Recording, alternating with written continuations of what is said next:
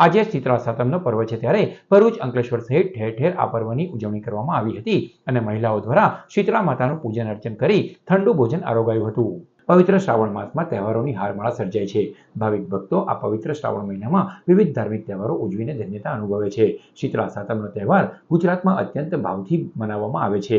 લોક માન્યતાઓ પ્રમાણે આ તહેવારનું મહત્વ પણ અનેરું છે, જેમાં સૌભાગ્યવતી સ્ત્રી શીતળા માતાનું વ્રત રાખીને ખાસ પૂજા અર્ચના કરે છે।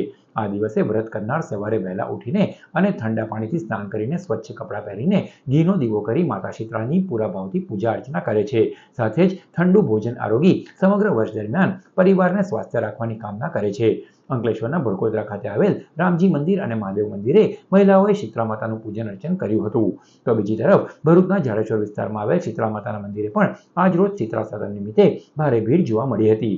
મહિલાઓએ શીતળા માતાને દૂધ, જળ, મરી અને ફૂલ અર્પણ કર્યા હતા અને ઠંડુ ભોજન આરોગ્યું હતું।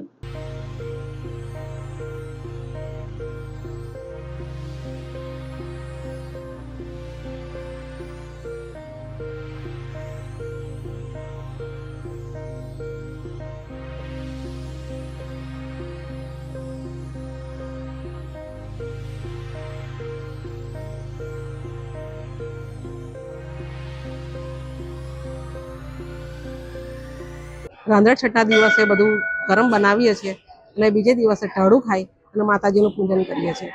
આવી રીતે બીજા 15 દિવસ પછી પણ પાછી ફરી રાંધણ છઠ આવે છે।